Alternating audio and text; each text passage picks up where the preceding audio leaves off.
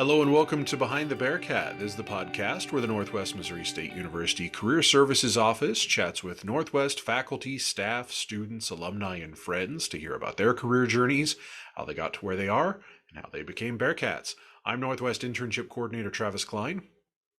And I'm the Director of Career Services here at Northwest, Hannah Christian. And today's guest on our show is Natalia. Hi, guys. I'm a sophomore here in Northwest. I'm studying international business, and I'm also a career ambassador for career services. Welcome, Natalia. We're very welcome. happy to have you on our team. Well, we've had you on our team for a while, but we're still happy to have you on our team. Thank you. Thank you. So on the podcast, one of the things that we are always very interested in is how you found Northwest. Could you share that story with us? Actually, yeah, I can. My sister and brother both went to Northwest. My sister's the one who actually graduated. No offense to my brother. And I kind of followed her footsteps because she also got an international business major. And so she's like, go to Northwest. It's affordable. It's close to home. It has the major that you're wanting. And so I was like, okay, I'm just going to take her advice. And so that's how you find me in Northwest right now. So you say close to home. Where's home for you? Independence, Missouri, or Kansas City. So international business, what made you choose that over, say, regular business or business management or marketing or something like that? Why international business? So my mom's currently a project director for a nonprofit. And as a kid, I always saw her travel and she's communicating with local communities from different countries. And I was like, wow, that sounds awesome. I always wanted to communicate with different cultures and get to know and integrate myself into that culture as well. So I was like, okay, international business will let me do that because it'll allow me for travel and I'll have already training to communicate with those people. Because on a normal business scale, while you do communicate globally, you might not handle things the best because you don't have that culture understanding. You did some kind of cool projects in high school. Let's like rewind a little bit, right? Okay. You had, it was with IBM, was Oh, it? Or yeah. What was that? Can you talk to us about that? So I went to Summit Tech, which was a UCM campus, I believe, in Lee Summit, and they had an international studies class. So senior year, I signed up for it, and our like final project was a project with IBM, and he was like a representative. So he kind of gave us the task of like researching 3 countries in Africa. So if IBM was going to locate Africa or provide services to Africa in those 3 countries, what information do they need to know and how would they do that? And so that was like a little side project. It wasn't necessarily with IBM as a whole, but with a representative who works for IBM, and it just like helping us gauge all this knowledge and like have hands-on experience with that. So I imagine that had a little bit to do with continuing your interest in international business, right? Yeah. What aspects of that really piqued your interest? So whenever I was in international studies class, we did learn a lot about different countries and how there are certain rules that they have um, that you wouldn't do in America. Like you would conduct business maybe by shaking someone's hand in America, but maybe in Japan you wouldn't be shaking each other's hand. Maybe you'll be bowing to each other. So subtle information like that, those small details kind of like interest me. I'm like, I wonder if like all these other countries have these small details that they're looking for whenever they are doing business with somebody else in America. So we'll fast forward back to you came to Northwest, you international business major. Why did you apply to be a career ambassador, and how did that process unfold for you? So I was thinking strategically. I was like, I need to keep my work steady. I need to get to college, but also I want something that is going to help me in the future. So I was looking for jobs and I was like, well, these aren't really going to fit me. But then I stumbled onto Career Ambassador and I was like, what's this? Read the description. I was like, actually, this is valuable information. Like I might need to know in the future. I mean, we're helping with resumes and cover letters. I hope it is. Um, so I saw this job description. I kind of read it to my family members. I remember that, and they're like, "Yeah, just apply to it." So I applied to it, and then now here we are. So you've had some kind of cool internship opportunities. Can you tell us Mhm. about, some of those and what you've done with those? Yeah. So I was in Unity for Quality as the audit committee chair. Originally, I was signing up for, I think it was like a business call person, not a business call person, but basically they were going to reach out to like local businesses. But instead, when I was in the interview process, the founder actually asked me if I wanted to be the audit committee chair. He said he was looking for one and that he actually liked the way I interviewed. So I was like, oh, okay, yeah, I can do that. He told me like a little bit of the job description, and I was like, that seems manageable. So I became the audit committee chair, which I work closely with him, and I work on looking at proposals. If people need financial allocations to them, I'll look over that proposal and I'll see if it's approved by me. If it's approved by me, then it'll go to the board of directors for voting. Other than proposals, we are making like fundraisers, so we're looking for grants, or we are doing a little project. I created one, which was we had grants allocated to us from the government, and those grants created a student program which students could sign up for and get their tuition or their college debt paid for. And Wow. can you tell us a little bit about that organization if folks aren't familiar with it, like what they do overall? Like that's one I'd never heard of until you got the internship there, actually. So, Yeah, so Unity for Equality is based in New York. I believe it's New York, Queens, New York. And so it was created in 2015, and it was to help bring people closer to the poverty line or above that, because so many people are underneath it. And we're just trying to provide them that financial assistance. But if they don't need financial assistance, they're doing all right. Maybe it's something else with their business. We have different services that we could provide them and that they could pay like a small membership fee for. And we could help them with technology, advertising, stuff like that, anything that they might need. How did you find this internship?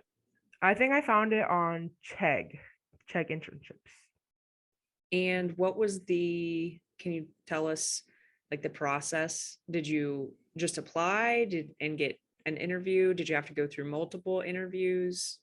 So I just applied her like a fast forward a few weeks later, I got a call and they're like, yeah, we are wanting to interview. Is that all right? And I was like, oh, okay. They didn't like tell me anything. It was just like right then and there. So I was like, okay. So I did a phone interview with my founder and boss.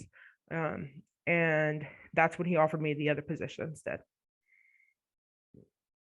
Gotcha. So was this a summer internship? So this was a summer internship, and currently I'm like transitioning out. So I'm training somebody else to take over my position. So it was summer and more, summer plus. Yes, it's like if you don't want to leave, you don't have to leave kind of internship. What other opportunities have you taken advantage of here at Northwest? I became the SAC late night and weekend director. So I got more involved on campus.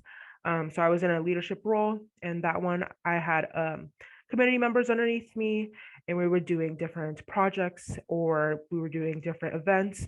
So we had grocery bingo, late night at the rec, rock with SAC, different events for our students to come to and have great times and win prizes or just overall communicate with their fellow Bearcats. What was the hardest part of that? Because that's a pretty huge event, right? Lots of Grocery students come. grocery bingo was the hardest event. Yeah, I was sweating and running around everywhere. Actually, it was nothing but stress. So, the hardest part of that is you're trying to plan and think of anything that could probably go wrong. You're like, oh, I want to make sure I have everything. So you're thinking of all the plans or steps that you need to take to make sure that this is solid and it's not going to fail. And even if it does fail, it's all right. But I didn't want to feel bad. I wasn't about to have that happen with me. and can you um, describe that event for folks who aren't familiar with it? Grocery bingo, we know what it is on campus because it's a huge thing, but folks who are outside of the Northwest bubble may not know what that is. yeah, so grocery bingo is an event that our students could play around a bingo. And if they get bingo, they will win groceries. So we buy them, I believe I spent $10,000 on grocery this year for our students. And so students are allowed to win rounds of bingo and grab as many groceries as they not many groceries as they want. Let me lie. Let me not lie here. You can grab 5 different groceries and you get a free bag on us. It will either be a classic green Northwest bag or a sack bag. that we made new limited edition ones this year, actually. But you can grab as much goods as you guys want and, enjoy them at home because you don't have to spend money. So what do you want to do with your international business degree, Natalia? Oh, the question everybody asks, Always, right? right? I have no idea when it comes to that degree. I know what I want for my future, but I don't have a clear set goal, I don't think. Like I'm still trying to figure out what jobs will like have me with my international business degree. I'm thinking more of like I'm leaning towards more marketing or management on that one. And then I have my own separate goal, which is using that just to have it as knowledge and background in communication, not in communication, but in communication with different businesses, may that be a corporate or a small business or different businesses around the world. Like that's what I want that to have, like to provide me that knowledge so I will know how to adapt and be respectful to other people. But as a certain career look do I have? I don't have one at all. Like I don't know if I want to be like a marketing manager or sales representative. Like I have no idea on that part.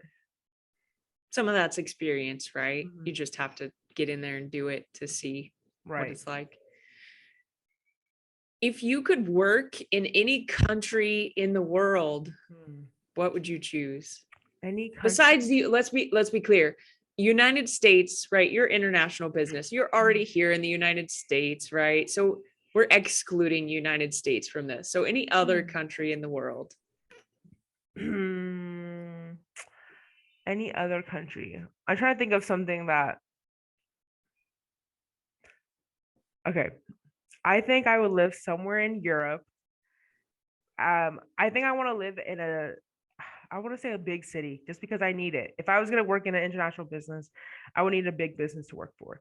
So I'm going to say Germany to play it safe. That sounds weird, but either Germany or China. I love it. I love it. Ambitious. Yeah. That's great. So you help a lot of students in our office, right? As a career ambassador.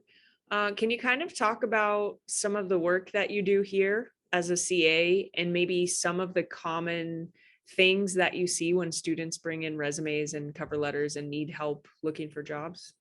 Yeah. So we're helping with cover letters, resumes, and whenever I'm looking at someone's resume or any of that, I want to first give them a disclaimer that if you come in again, you're probably going to hear something else from somebody else. But these are all suggestions. You don't have to follow them. And honestly, you should be open to all these suggestions because not any of them are wrong. They're all right. They're all different ways that you could like pick and choose from if you want. If you want, as long as your entire document is cohesive. Um, Whenever someone usually comes in, they need help with their resume. Maybe it's because they don't know how to word those bullet points exactly.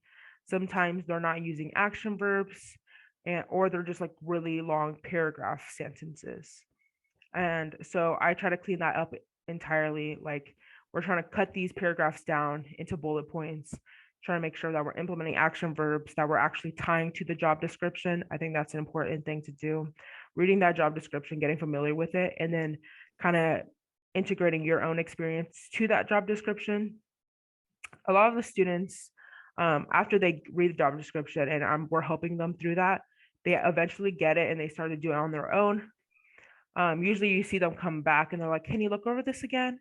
And you're like, yeah, for sure. And this time, maybe you're focused more on context, or maybe their context is good because they came back and improved it, and you're just looking for any formatting issues on that. But did that answer your question? I'm like, I was just talking about like a lot of stuff when it comes to resumes, but like, please like correct me if I was wrong on any of that. No, that was good.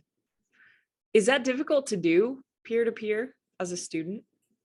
What, look at resumes or work together because we're both Look at students? resumes, any of it. I think it's difficult only because sometimes maybe I wasn't in that position. I don't know what they do. And even if I was in that position, each company or organization that you were with have their own set of rules or own standards that they might want you to follow. So even if it's the same title, we might have done different tasks. Like that could always be an issue. So that's usually hard because I have to like, I don't want to say like I have to like take a mental break and be like, okay, so if I was working in this person's position and based on what they're giving me, what would I have be doing in this job? So that is difficult. Working peer to peer, sometimes I feel kind of weird just because they're like, oh, well, she's also a student, but I can't believe she's helping me with my resume. Like you get that balance. So like, oh, you may feel shy or something like that. But I just want you to know that I feel shy when I'm looking at your resume because I'm like, oh my God, I'm a student. I'm looking at their resume. Not saying that I'm wrong on my information, just it feels weird too. That's some good insight though, I think, right? Because sometimes I know it could, if you're not used to sharing, your resume or your documents that you created, it can be really intimidating to have to bring it in and have someone look over it, right? Because you feel like, oh my goodness, they're going to tell me I'm wrong. But the truth is, it's nerve-wracking for everyone. And it just takes some getting used to kind of push through that. Right. I think it's also interesting and probably a great exercise for your communication skill set, right? You talked about having to put yourself into their shoes, right? So you're exercising that communication and that empathy and trying to think about how the other person is approaching this, right? As a CA, you're kind of having to be like, well, I don't have experience this, but I'm going to try to think through this other person's perspective, right? Yeah. What other things have you done as a CA that you thought were interesting or fun or, we do lots of things in here besides resumes. Yeah, we do lots of things. But to stick on track when it comes to the actual important things that we do in career services, because we do a lot of fun things. And I wish we could talk about some of those, but I'm gonna keep it on the down low. Yeah. What happens in our office stays in our office. Right. I think the weirdest thing, I want to say the hardest thing and the weirdest thing is cover letters. Those are like, that's like sticky for me. I don't know.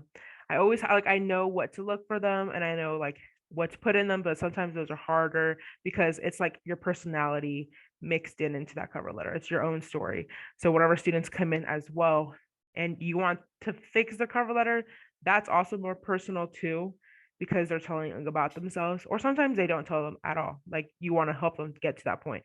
But if they already told those stories and you're just trying to fix it, you don't want to say anything that might I don't want to say lower their self-esteem when it comes to that task or that job or position that they held and they're talking about in their cover letter. So that is like a tricky situation. I find that weird for me.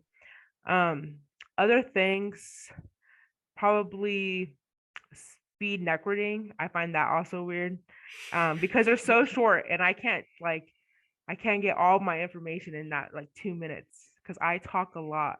Okay. So those 2 minutes are never enough for me. And I'm just like, oh no. Like we get to my name, maybe my major, a few things I did, but it never goes past that. It never goes past that for me.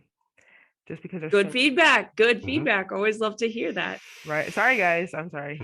What's your favorite event? My favorite event? I want to say mock interview day. Mock interview day is my favorite event. And I get really nervous and anxious for it because I want to do well in my interview, but it's my favorite event because I get the most feedback from it. And that's what I enjoy. And it helps me in the future too. So I will be more confident in my interviewing skills. What's something that you know now as a career ambassador that you didn't know before that you wish you would have? Like if you go back and give younger Natalia, showing the family the job description and going to apply for it, what's something you wish you knew then that you know now? Oh, there's a lot of those things, but I'm gonna stick it to the one I think it's funny is already created resume templates. I wish I didn't do that, or in color. It was all hot pink. So I wish I didn't choose that resume template on Microsoft or Google templates as well. But honestly, a black and white standard resume would do you wonders. It looks good. It looks clean. It looks professional. So yeah, that's one thing I wish I knew back in the day when I was applying to jobs. I love that. I really do love that. But I also love that you, like, your first instinct was to go for hot pink. Like, I am here, folks. Read my resume. Love It was that. a morale booster, I would say. It's a morale booster color. It wasn't scented, so that was something. So Right. Spray a Maybe- little well, perfume that- in there. Yeah. Can you explain though? So I'm always really interested when students say this because we always give the feedback, like, don't use a resume template, but can you Mhm. explain that a little bit more in depth? Mhm. Why resume templates? Because it seems so easy. If I have a blank sheet of paper, like, can I just throw my stuff into the template? Why would I use just a regular black and white plain resume? So you want to have a black and white resume whenever it's a traditional job, like it's a more conservative field. If you're like a doctor, if you're in business, finance, those are your standardized resume. If you're in a more graphic field, you would use a little bit more color. You'll have a portfolio and everything linked into that. But a black and standard one is the best option, I think. And if you're grabbing a template, sometimes they have different like fields, like maybe you have awards on there, maybe you have honor certificates, and you have different like subjects and fields that you maybe not are not important on your resume, and they don't highlight your actual achievements or qualifications, when you can just create it yourself on a standardized resume, and you can set those subjects to whatever is being tied to that job that you're applying to. If that makes sense for you guys too, because I find it easier just creating it myself, and that way it's easier to edit as well, because certain templates are tricky to edit. You might as well just delete the whole thing to make any edits. I've tried to use templates in the past too, just because it seems faster. Mhm. It seems faster until you delete something and you can't get it back in there, or Yeah. it doesn't come back the same way. And then it's even more frustrating than just using a regular document. Yeah, and then also in templates, sometimes they have like columns, and those get tricky at some point. But it also breaks, I would say it breaks like the reader's focus as well, because you're usually reading from left to right. And so if it was just a standardized one-page paper, you're reading left to right, all the way down. It's easy to focus on, instead of when you have columns, you have different rows, like you're losing focus. You're just like, oh wow, it's a pretty picture, but I'm not actually paying attention to what you have. So That's good insight. Mhm. What are you most excited for this semester? this semester to end, I'm just kidding. It just started. I'm actually excited to do better, because I have goals for this semester for myself. When it comes to my schoolwork, I am no longer with SAC, but I'll be attending their events just as a support. But this time I'm going to focus more on my school work, and so I'm more excited to see how far I can go with more time available for me on that stuff. All right, awesome. Any last words of advice or wisdom for, anybody on campus, any students? I mean, gosh, any of us? Do you have words of wisdom for me? Okay, so I'm gonna go in order then. So people on campus, Northwest students or college students in general, do your homework and do not let it slide. Oh, and attend class. Those are two things, and you'll be good. And then for you, Hannah, words of wisdom. Words of wisdom is always invest in a bag of salt and vinegar chips. That's the words of wisdom. We've been enjoying the ones from Jimmy John's. Those are very Yes, tasty. Yes. So I'll bring some. And just a little bit of white vinegar on those chips, and you'll be good, and you're healthy. That's your healthy snack for the day. Healthy snack for the day. Yeah. Thank you so much, Natalia, for being a guest on the podcast. Thank you guys for having me. All right. Well, that will do it for another episode of Behind the Bearcat, and we'll talk to you next time. Hey guys, we hope you enjoyed that episode. Don't forget that you can find the audio version of the podcast on your podcast platform of choice. New episodes come out every Friday, and you can connect with us on social media on both Twitter and Instagram. Thank you for joining us for Behind the Bearcat, and we'll talk to you next time.